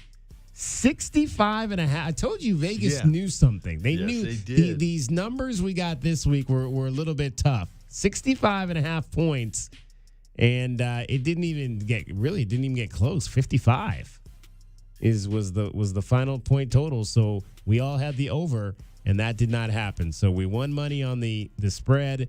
We lost money on the over/under tonight. Breaking even. What's it called? A push. Yeah, it's a push tonight. Yeah, it's crazy though. Well, again, I think it goes back to a number of things, and I think it's the only 7. What was it? I say only 7 possessions total. Was that what it was? 1, 2, 3, 4, 5, 6, 7, 8, 9. I'm sorry, I can't count. 2, 4, 6, 8, 9. 9 possessions for Arizona in this game. And last week they had 11. So you're talking about 2 less possessions than they had a week ago. And at these lesser possessions, again, they're just keeping the scores down, I think, across the board. I'd be interesting to see what the trend is across the country in terms of the over-under and how many times it's hitting the under this season. You got to give credit, right, to Penix Jr. because obviously they've led the nation in explosive plays coming in, 30-yard plays here and there everywhere. And obviously Coach Fish wasn't going to let that happen today. They did not. It was all that prevent style. And so what they did was a lot of those we talked about that quite a bit, a lot of those under routes, that's why they had those 12-play drives, right, DK? They just moved the chains, just kept them moving, mixed them run in there. And that's why Arizona didn't get the ball back because Washington didn't get any of those giant explosive 50, 75-yard plays. Well, we mentioned the dollar package, which is the defensive package where they put 7 defensive backs on the field. They ran a lot of that, which is now last night. And that's one of the reasons why we didn't really see a whole lot of Justin Flo in this ball game. Yeah. And maybe we needed $1.50. What did Flo finish with tonight? He finished with 1 tackle. Yeah, I'd be interested to see when the Pro Football Focus numbers come out, what his play count was for this game. But it was probably the lowest he's had all season long. All right, 520-848-1290, 520-848-1290. Let's sneak in Paul in Phoenix. Paul, are you back in Phoenix? Yes, I just walked in. I tried to listen to the first part of the callers calling into your show, and then we kind of lost the signal, and we just got to talking, and I said, I'm going to wait till I get home. So what was the feeling? What was the feeling on the bus ride back? Well, actually, I came back with a friend. Oh, okay. So we were in a car. So it was not a lot of Wildcat talk. It was disappointing, to say the least, because I had, me, Mr. Homer, I had high expectations, right? And I guess the thing is, I don't know who I'm more frustrated with. Not frustrated, but I really expected the defense was going to make a couple plays and get us off the field, or get themselves off the field, and it didn't happen. And then our offense just didn't seem to have the pizzazz. And I've been the biggest one to say I love Noah, okay, and I still do. But Jaden gives us those flashy plays that somehow, some way work. Okay, not all the time, but it's, I don't know, guys. I guess obviously my expectations are tempered. Washington is a good team. I don't even want to say we hung with them. I guess my concern, I'm already thinking about next Saturday, okay, and what the offensive difference is between the two teams, Washington and SC, right? Okay, so, and I'm going to listen all week to you guys because you guys will break that stuff down. But I do want to say one thing real quick, and it's kind of funny. It's kind of been, it's going to drive me crazy, and I know, I think Doug brought it up, talking about the fans, okay? Let's just say that over in good old Section 25, I want to do anything possible to rile the fans up and get people going. And I was doing my very best to not use any bad language. I really was, okay? And I basically, it's just, let's just say, if there's never another family weekend again, I'm not going to miss it, because they're not even called rent-a-fans. They're just there. They're like seat fillers at the Emmy Awards, okay, or the Academy Awards. They're there just to fill a seat. And doggone it, Coach wanted us loud, and obviously some of those people don't read what Coach has to say. But the reality is, come on, people. We're here to get these kids and help them out. And let's just say after tonight, I was like, holy mackerel. You know what? There is a core group of 25,000 of us, hardcore Wildcat football fans, and after tonight, I don't know if it's going to grow to 35,000, for example. And I don't know. It's just frustrating. But you know what, guys? All can be cured. All can be the lights of the ship can be turned back on again. I mean, the wagon Maybe not can right. get going, the bandwagon can get rolling again. Turn the bandwagon back on, guys. If we go into SC, and get worked 42-14, that's going to be disappointing. I don't see that happening. I really think I expected more from the defense, and I think the defense is going to come out hopefully with a little better attitude. Say, guys, figure it out. Figure out a way to get off the field. That should be your goal, right? Get them to third down. JW, you said the biggest thing. They didn't have any third downs in the first two drives, right? They had one. And that's terrible. But then you look at the other side. My friend pointed out to me, he goes, how many points have we scored in the first quarter all year? 7. Did you just say 7? Yeah, right? they only scored against NAU, so they have 0 points versus FBS teams in the first quarter. That's it, Paul. So why is that? And I want Coach. I want somebody to really.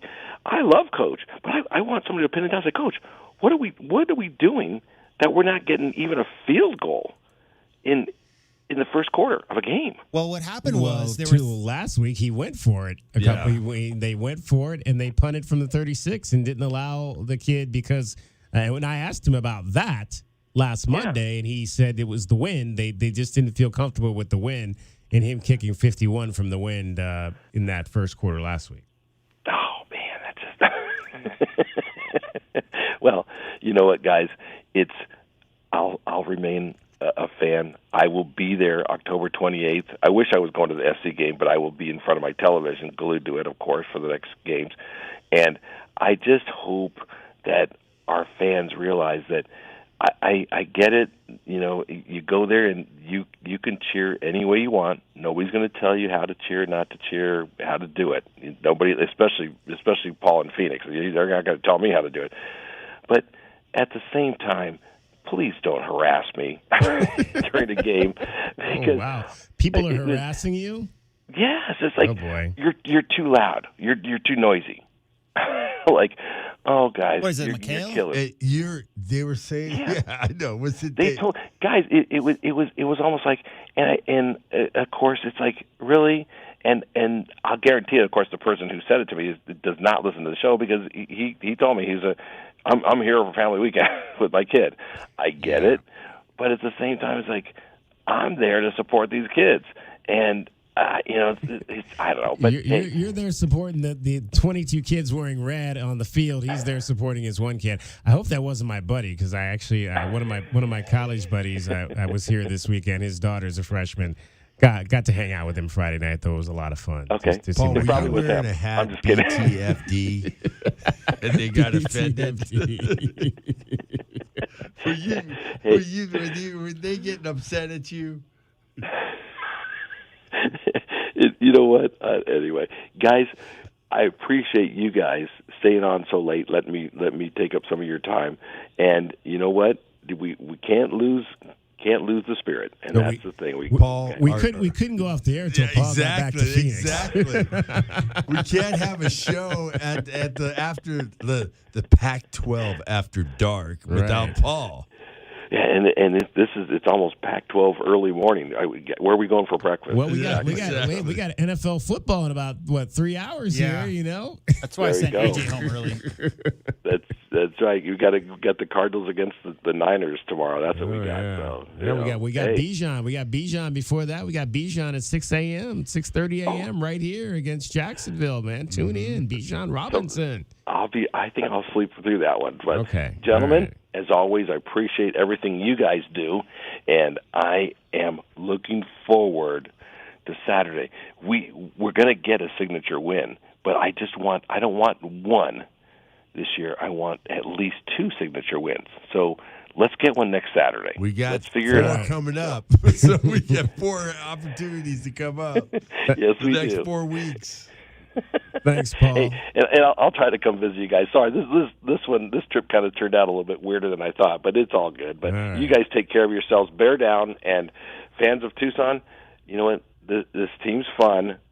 You know, and I don't want to hear about this building things. I keep hearing too many other programs, you know, getting lots of victories, and they're in year number 2.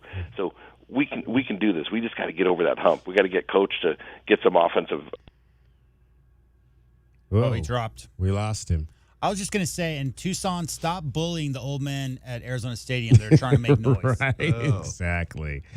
All right, let's get a break in here. We'll come back. We'll do our highlights. We still got a lot of stuff to get through in the next few minutes here or so. So it is the Meridian Wealth Management Arizona Game Day postgame show, and you're listening to Wildcats Radio 1290. And that.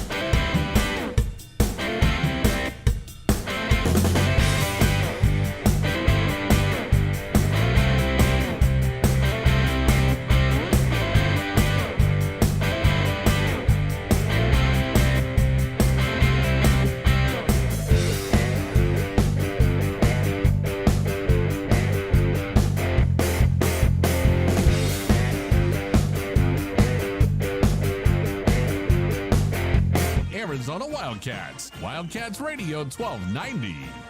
31-24, Washington beats Arizona at Arizona Stadium. Let's get into the highlights of this ball game. Wildcats got the ball first as Washington won the toss and deferred, which is what Paul likes to see happen, at least for Arizona, when they win the toss. We usually take the ball. Kyle Ostendorf, a 69-yard punt, pinned the Washington Huskies at their 5-yard line, but they would go 12 plays in 95 yards with precision. Surgically, Michael Penix would lead the Huskies to the end zone. Penix will take the snap, hand off to Johnson, pushes his way towards the goal line, lost the ball, but it's fallen on in the end zone. He's got it for the touchdown, then a late flag comes down. That was Dylan Johnson with the touchdown, 7-0 in favor of the Huskies. Wildcats, again, as we mentioned, a short second drive would punt the ball away again, and this time the Huskies needed just 57 yards to the end zone, 7 plays to take a 2-touchdown advantage. Penix under center now. Johnson the single setback. And a quick handoff on the fly sweep, and into the end zone will go Bernard for the second Husky touchdown of the night. Down once again, super efficient drive by Washington. They break the huddle, sprint to the line, and just run a fly sweep to the outside. And Bernard walks into the end zone, almost didn't get in touch until he got to the end zone. Wildcats would find their offense, though, on their third possession, going all the way down to get a score, to get back to within 1 touchdown. Fafita takes the snap, looking left. Fade pattern for the corner of the end zone to Cowie. He makes the catch. Touchdown, Arizona. That was a dime in the corner of the end zone. He finds Cowie on a fade route to the outside. Cowie lined up in the slot. He drops the ball right in there. We do have a flag down. The Wildcats indicating it's against the Huskies. Let's see. 12 plays, 75 yards. Glenn, I called that the funky chicken touchdown because I don't know if you saw, he was like doing this with his arms, kind of like a chicken motion, like a chicken wing motion. Like I think it might have been an audible or something, changing the play at the line. So I call that the funky chicken touchdown there. The funky chicken doing the quack. Doing the quack. 14-7 there. Wildcats were back to within 1 score then. They would give the ball back to the Huskies, and the Huskies, you're looking for a stop there, but they couldn't get it. The 3rd and 14 play. We talked about Michael Penix hit Jeremy Bernard for 15 yards to keep that drive going deep in Washington territory. They would go down and retake that 2-touchdown advantage. Penix under center, pitches it to Nixon, got a hole, he's in the end zone, almost untouched. The Husky touchdown. Yeah, that's a great run play by Washington. Really had Arizona confused that time. They have so much motion going on in their backfield, guys going in different directions, and by the time you're taking your eyes off of all the motion going on, the running back is coming downhill full speed and just walks into the end zone untouched. They ran that play like 3 times, I think, in the game. That kind of they send one. I think they sent one of the backs one way and then toss pitch to the back going the other way. Innovative. Yes. A play that you said, oh, that's a nice play. 21-7 at that point. That was a big score. I thought that drive was one of the turning points in the game. Arizona would come right back, though. 12 plays, 62 yards, though the drive would stall at the Washington 13-yard line as time would beginning to start running out in the first half. Wildcats, though, would take 3 points there. So this is a 30-yard attempt for Loop, and it is up, and it is good. Just what the Wildcats needed. 21-10 at the half was the score. Second half, we mentioned the Wildcats' first possession. They had a 2nd and 2, but a penalty set them back. Illegal substitution to 2nd and 7. Couldn't get anything going. After that, they had to punt the ball away. Washington would take it 84 yards in 7 plays. This was the drive. They actually hit their one big play of the game, the Michael Penix pass to Josh Cuevas that went for 57 yards to set up Dylan Johnson once again. Penix under center, and he will hand off to Johnson left side, looking for the corner, and he's into the end zone for the Husky touchdown. 2 great plays on a row that time. Washington, when they get this down this close to the goal line, they're really tough to stop. Good night for Dylan Johnson. 16 carries, 91 yards. He had a pair of touchdowns, 28-10. At that point, Wildcats would cut into that lead, though, again. They outscored the Washington Huskies in the second half of this ball game. A 7-play, 75-yard drive. Noah Fafita would get a touchdown pass. Fafita under center now. Coleman the setback. Play fake. The throw. The corner. Caught. Touchdown. Arizona. McMillan open. Left side of the end zone. He's got 6. Extra point upcoming. T-Mac that time was in a one-on-one situation. Runs a beautiful route. Stabs his right foot inside and then pivots and goes to the outside. Puts the ball right on him. A slice route. That was a beautiful pass. Beautiful route by T-Mac and touchdown Arizona. Big play to Jonah Coleman on that drive. Pass play that went for 33 yards to help set that up. 28-17 was the score at that point. Washington would extend that lead back to 14 points when Grady Gross would line up for a 37-yard field goal. Is Grady Gross to attempt the field goal from 37 yards straight away. Jack McAllister, the punter, is the holder. Ball down. Kick is up, and the kick is good. And 31-17 at that point for the Huskies. Wildcats chasing at this point of the game, and Noah really made his one big mistake on the Wildcats' next possession. Malachi Riley, the true freshman, in at wide receiver. Here's Fafita to throw. Here comes the rush. Steps up in the pocket. Now shovel pass thrown. And is that picked off? I believe it is. Yep. Washington intercepts it. Just chucked it in the middle of the defense. Not a good decision there by Noah Fafita. Wildcats driving to try to cut that deficit to 31-24, but Washington would get the ball back. They would get down to the Arizona 5, but Dalton Johnson would come up big. First and goal. Penix will hand off right side. Bernard fumbles the football, and Arizona's got it. Well, that's the way to turn them back. That is the play that Arizona needed. We talked about it earlier. They need a momentum changer. And great job of Arizona just popping that ball out. And I think that was Ephesians Prysock. It was on the hit.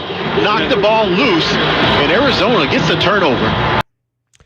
Arizona would get the turnover, take the ball back, a 13-play, 49-yard drive, but they would turn it over on downs, 4th and 3 at the Washington 46. Huskies tried to go deep, which was interesting, Glenn, that they didn't. They got the ball back with 4.5 minutes to go, and everybody thought they were just going to maybe try to run the clock out, but they were taking shots down the field. And another thing is that towards the end of the game, did we not have no sense of urgency?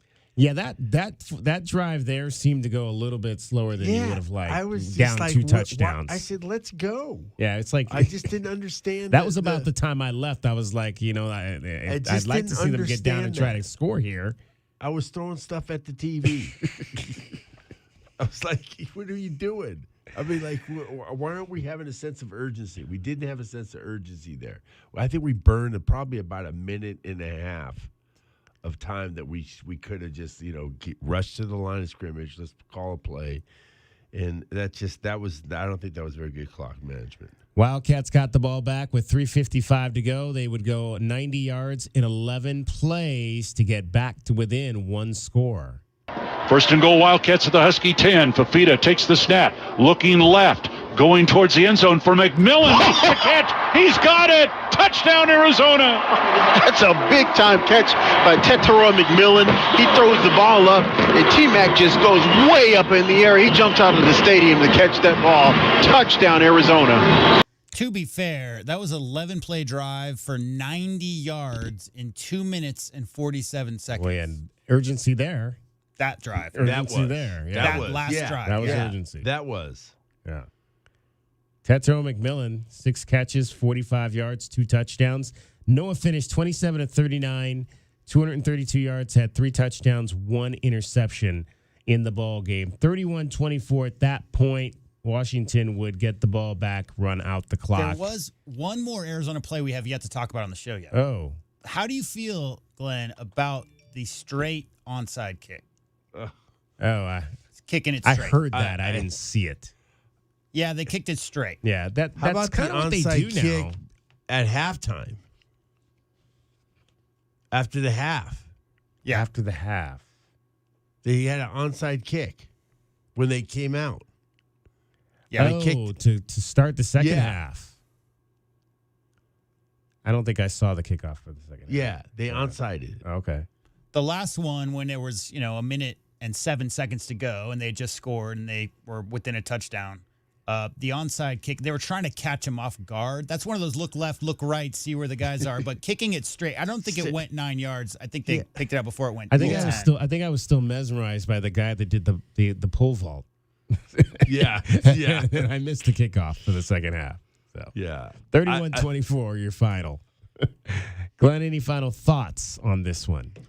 My final thoughts are is that, you know what, if we can get the offense rolling a little bit, I think we got a chance in the next couple of games. But if we don't get that offense rolling, and we're going to be in some trouble. We're going to be in some trouble. It's going to be difficult to win these games. Yeah, you talked about was it Paul that said statement wins? He wants statement wins. I mean, I don't know if statement. You need to win 3 more games. Period. Yes. So I don't know, like in terms of a statement win would be next week beating USC. If you go to USC and win, that's a statement win. But the bottom line is you got to win 3 more. You got to win 3 more times. So whether that's where are those 3? Where are those 3? Whether that's Oregon State upset Utah, Colorado maybe now is coming back to earth a little bit. So maybe eventually who knows? Colorado just came back into play for me. That game. Yeah, okay. that game because. But what will probably happen for our luck is that all those guys will be back. All those guys will be back that game. Exactly. And again, Shadir Sanders, we'll get to this when we get to the scoreboard in the next segment, but Shadir Sanders, he looked great again today. Yeah, I know. Didn't they say and he ain't got no help. Didn't they say prior to that game he might not even play? That's what I was reading about how he was questionable to go. Who? Shadir was questionable? Shador. That's what they said. Well, heard that. his brother was peeing blood. Oh, wow. He had a bruise before the game or during the week. During the week. That's why he sat out. Oh, geez. That's never good. Yeah. That's never good. All right, Glenn, watch the tape. We'll break it down on Tuesday. Yes, we'll break it down, and we won't have no game balls. No game balls this week. No game balls. All right, 31-24 was the final. We'll take one final break here. We'll come back. You'll hear from Jed Fish. We'll give you your scoreboard, and we'll put a wrap on this one as the Wildcats fall to the number 7 team in the country. This is the Meridian Wealth Management Arizona Game Day postgame show. You're listening to Wildcats Radio 1290. Bear down, Wildcats fans.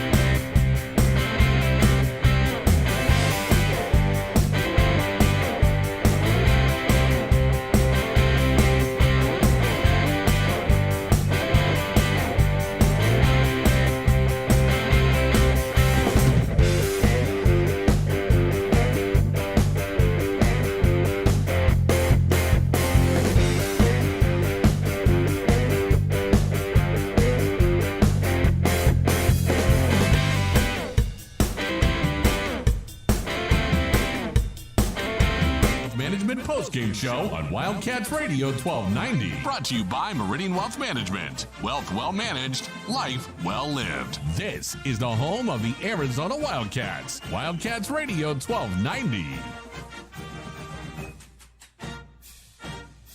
All right, Arizona falls to the Washington Huskies tonight by a score of 31-24. Let's go back to the stadium and hear from the head coach of the first, J-Dub, before we hear from Jed Fish, we got some clarification on the onside kick at the start of the second half. Yeah, Doug called back in, and he mentioned, I did see the play before. I didn't actually see the kickoff. It was that touchdown that Washington scored where there was a penalty, and now they don't have the option of choosing when to take it, right, DK? So it used to be back in the old days, the rules, but now it's enforced on the kickoff. So there was a penalty on that touchdown, and so they just decided to onside kick it because they were in that situation anyway. So that's what ended up going down. It was after that touchdown. I see. Okay. All right. Clarified on that. Thank you very much, Doug, for getting back to us on that. Let's hear from the head coach of the Arizona Wildcats, Jed Fish, after a 31-24 loss to the Washington Huskies. Okay. I want to start with thanking our fans. Thought it was a fantastic turnout, fantastic showing. Fans were in it. They were great. There's great energy out there. I love the passion, man. That's why you coach college football. That's why we're all here. I want to thank you guys staying late, as always. I wish we had earlier games for some of y'all, but do appreciate you guys doing what you do. Quite a football game. We told our team all week it was going to be a heavyweight fight. We felt it was going to go all 12 rounds. We felt like we were going to be in a position at the end to win or lose based upon the last possession. And that's what happened. So we wound up, trying to get a stop there at the end. They converted a fourth down. We had an onside kick, had some other chances throughout the game. And all in all, I would say that, these are the type of games that somebody's got to win and somebody's got to lose. But I would say when you look at it and you look at the type of game that both teams played, they're a very good football team, I guess. That they're on a big-time win streak. They have a lot of confidence right now. Coach DeBoer does a fantastic job. I think they have they have a lot of great things going for them right now, and so do we. And I'm really excited about where our program's headed, the type of team that we have. We're resilient. We're tough. We're good. I thought our defense played outstanding, and but not surprising. Not surprising. Our defense has played great all year. And everybody just wants to come up with a reason why. The reason why is because they play great team defense, that they respect one another, trust one another, love one another, and play for each other. And that is what it's all about.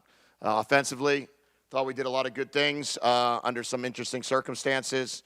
Obviously, there's a couple things we would like back, as we always would. I wish I could call a perfect game, but not sure that's ever happened. I wish we could all be perfect in everything we do, but I would say we had a lot of great opportunities tonight to be in position to take this game down to the very end, and it was just a great game. What's your evaluation of Noah Fafita and how he did in his first start? Thought he did a really good job. Thought he handled the play calling extremely well. We had one penalty for 12 men in the huddle. It's something you learn from. We had, one time he tried to audible. We had a false start, a couple of penalties there. We threw one interception that we'd want back, right? Those are the things that we all talk about. Regardless of the quarterback, we can't be careless with the football. And that was the one time there that I would say we want that back. Other than that, I thought his decision-making was excellent. Thought he used his legs at the right time. Thought he was very accurate in most of his throws. A couple of them, obviously. We all would love to hit Cowling in the corner of the end zone. We would love to hit Montana early in the game. But you take out a couple of those things and you look at the way he handled himself. No one would have ever known that was his first college start in an environment against a top 5 program, top 5 team in the country. And he was everything we expected him to be. As I said all week long, if Noah was going to start, there was not going to be one change in what we do. And that's because of the way all those guys prepare in that quarterback room. Coach Doherty does a great job, and I thought he did a really, really good job under the circumstances. And what's the timetable on Jaden and also Michael Wiley? Yeah, I think both of them are pushing very hard to come back. And we didn't really know for sure until really when they woke up this morning what they could or couldn't do. And I would imagine they'll be back in the tubs tomorrow early and fighting to get back on the field. I know they missed this opportunity very much. And what we'll do is we'll see what that looks like all week long. And then, but recognize that Jonah and DJ and Noah all stepped up. And I think the whole team rallied behind the group, and we're ready to play. Jason and Michael. I know you mentioned the success of the defense, but Washington gets up 14-0. They move the ball pretty easily in the first quarter, and then the defense kind of locks down the rest of the game. Was there an adjustment? Was it mentality, or what you just kind of see from that side of the ball? No, I think, we had a thought process there that we were going to have to settle in on both sides of the ball a little bit and see what it was going to look like. We didn't settle in the way I thought we would initially. Offensively, I thought we'd be ready to go quicker. Defensively, I knew we were going to get a lot of challenge stuff early. But, the message that I said to the defense all week long, the message that I said to Johnny all week long was they're going to make plays. They're going to make plays. Live with it. They're a very, very good offense. And when that happens, you have to be able to handle it. And don't flinch. Don't panic. Don't get nervous. Stick with your plan. You got a great game plan ready for these guys. So what if it happens early? They went up 14-0. We got the ball. We had a 13-play drive. We scored a touchdown. It's 14-7. Now it's a normal football game. And I think after that point in time, we had an 11-play drive. When they went up 21-7, we had an 11-play drive that ended in a field goal to make it 21-10. But I think everybody settled down after that second drive of the game for both sides of the ball, and everybody played good football after that. One more. We talked a lot about T-Mac's skill and ability, but he was getting beat up out there, and he looked like he was hurt, and then he goes and makes the touchdown catch. What can you just say about his overall mentality and toughness? Yeah, I tried to pull him out about 5 different times. I don't know if you guys caught it when he was just waving me off, when he was trying to, massage his shoulder, massage his elbow. He got tackled that one time when he was running a shake route. But he's tough as nails. He got one defensive holding, 1 DPI, didn't flinch, kept going, and made plays for us throughout the whole game, caught 2 touchdown passes. And, I know we tried to get him that ball on 3rd and 3 there at the end. But he's a fantastic football player. And he's his attitude is just fantastic every time he gets out on the field. Tough. Yes. So big picture-wise, you've said, I think, recently that there's no such thing as moral victories. On the other hand, you held Washington to their lowest point total this season. You were the most competitive against them that anyone has been. So how do you kind of view this performance tonight? What I told the team, I said they had 27 first downs. We had 27 first downs. They had 31 points. We had 24 points. We went back and forth. We battled. We fought. We're a good football team. So we finished a little short in this one. Maybe the next one we won't. And we feel the program's turning, or turned, whatever the right word is. And we got here 2 years ago off of 12 losses in a row and a 63-point defeat. And it took a while to build it and recruit the way we want to recruit and bring the right people in here and get the coaches the way we want them and get the players in here to believe in what our program is. And I believe our players believe that. You're not going to win every single game, but or not yet. But we are going to keep fighting and battling, and I think our guys walk away proud of how they played, disappointed on the outcome, and fired up to go play USC. Defensively, can you just talk about the third down defense? You guys got in some good situations that Washington was able to convert, and then defensively also the front line. How did they play tonight and putting pressure on Penix? Yeah, well, we had 2 sacks on him, which he's traditionally not sacked. We had a couple pressures on them that we needed. They converted on a 3rd and 14 that resulted in a touchdown. That one hurt us. We had a 3rd and 8 that, they got us to jump, and then we stopped them on the 3rd and 3. They made an unbelievable catch and throw on a 3rd down over Dalton Johnson to the tight end. And that's just great football. I mean, they got good players. They got big players. And that was great coverage. That's just an either-or ball that he made the play. I think that there's probably a couple of those 3rd downs that, if the ball goes up in the air, then we wind up stopping them there. But they got that one on the 3rd and 14, which hurt right over the middle. And then there was the other one, I think, down. We ripped the ball out on the 3rd down, and, I thought Stukes landed inbounds with it, but they said they couldn't tell. So that would have been another 3rd down off the field and resulted in a touchdown. But other than that, I thought our defense just battled and played good football. I mean, that was good football against a great offense. And Coach Nansen has gotten these guys to play extremely hard.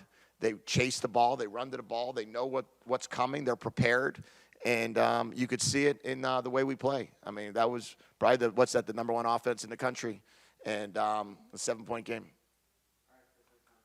Okay. All right, that is the head coach of the Arizona Wildcats, Jedd Fisch, after a 31-24 loss to the Washington Huskies. Let's check the scoreboard tonight in the Pac-12 Conference. There was one game on Friday night. Number 19, Oregon State knocked off number 10, Utah, 21-7. First loss of the season for the Utah Utes. Both of those teams are now 4-1. Elsewhere, it was Oregon in a dogfight early at Palo Alto, but they pulled away in the second half, outscoring Stanford 28-0 to win 42-6 at the Farm this afternoon. Arizona State lost at California 24-21. Trenton Bourguet out of Marana High School started for ASU today, 344 yards passing. He did have one interception. USC would knock off Colorado. The 8th-ranked Trojans win 48-41. Christian Roland Wallace, the former Wildcat, would make a big play in this game. And intercepted on the near side. Christian Roland Wallace from Arizona, and he's in perfect position right there. Weaver was going inside. Shedeur thinks he's going to stay on the outside. Easy interception. And he wasn't the only ex-Cat who had a big play in that game. Here's a play fake. Williams off his back foot, caught, and a touchdown in the end zone. Dorian Singer caught one of 6 touchdown passes on the ball game from Caleb Williams. Williams threw for 403 yards. It'll be USC at 5-0, 3-0 in the Pac-12, welcoming in the Wildcats next Saturday night to the Coliseum for a 7:30 football game. Did you see the back foot 35-yard? I think it was the first touchdown he threw. Yes. Caleb Williams. Yes. I mean, that's not an easy throw right there, DK. No. I mean, I'm not saying anything anybody doesn't know. He won the Heisman last year, but really impressive. That guy's going to be – Penix Jr. might be the best quarterback in this league currently as far as his arm goes, but I think Caleb Williams is the scariest. He is that. He is definitely that. And the Wildcats, if they got a lesson this week, they are going to definitely figure it out quickly next week. With another fabulous having to really play the best 2 teams in this conference in back-to-back weeks. Never easy, but these are the games that you come to college to play, and the Wildcats will have that opportunity. Top 25, number 12, Alabama beat Mississippi 40-17. We'll just take a look at some of these. Number 1, Georgia wins at Auburn today, 27-20. It was Notre Dame over number 11 Notre Dame winning at Duke 21-14. So Duke, we had that poll, J-Dub, who would be in the top 25 longer, and it ended up being the Duke Blue Devils, who came into this week ranked 17th after Colorado fell out last week after losing at Oregon. So the Blue Devils fall for the first time today, losing to the Irish at home. I never thought I would see the day where a ranked Duke team held on with a ranked Irish team and one touchdown and probably could have had it in the end. I never thought that would ever happen. How about that? Notre Dame now 5-1. I mean, this was a scoring fest down in Oxford. Number 20, Ole Miss beats LSU 55-49. They didn't have to worry about the under in that game. 104 points. as the 20th ranked Rebels knock off the How do you 13th feel ranked about Tigers. rushing the field for a team that hasn't just broken a 20-game losing streak and has a tradition? Like, are you cool if you knock up a top 5 team, like unless it's your rival, like your real rival. Like, not to say that those two teams haven't played each other, but the fans' reaction off of that was almost as if they hadn't won a game in a long time. But that's a successful program.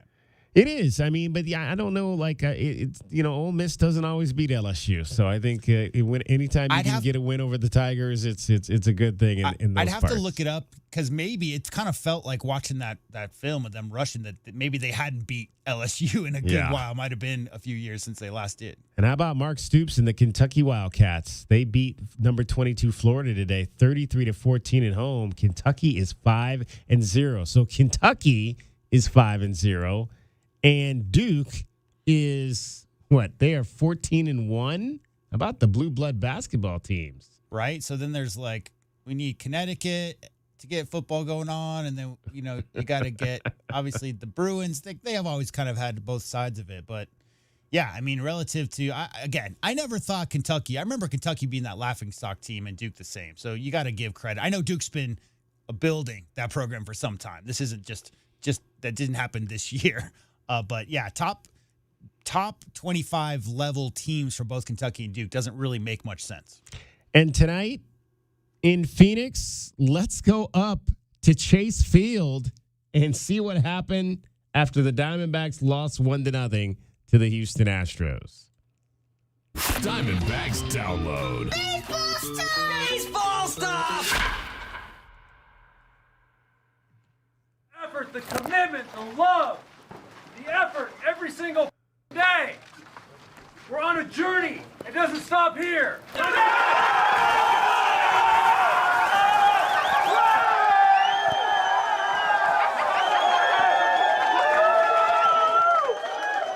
A champagne celebration.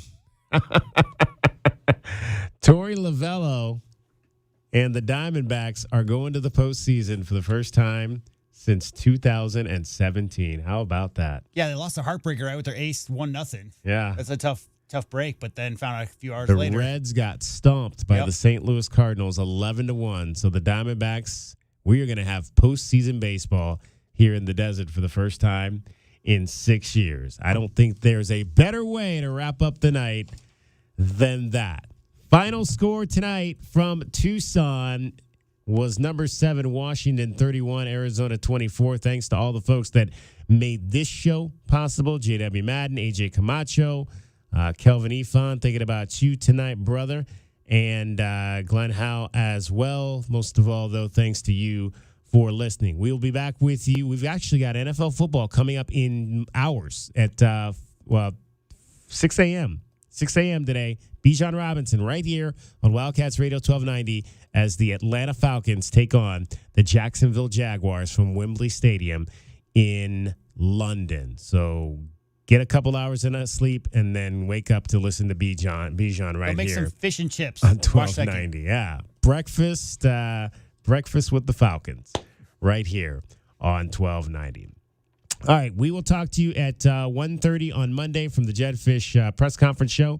We'll hear some more thoughts from the head coach on the loss to the Huskies and getting set for the USC Trojans on Saturday. My name is David Kelly. Thanks so much for joining us. Have a great rest to your weekend. This hour of the Meridian Wealth Management postgame show is brought to you in part by Humane Society.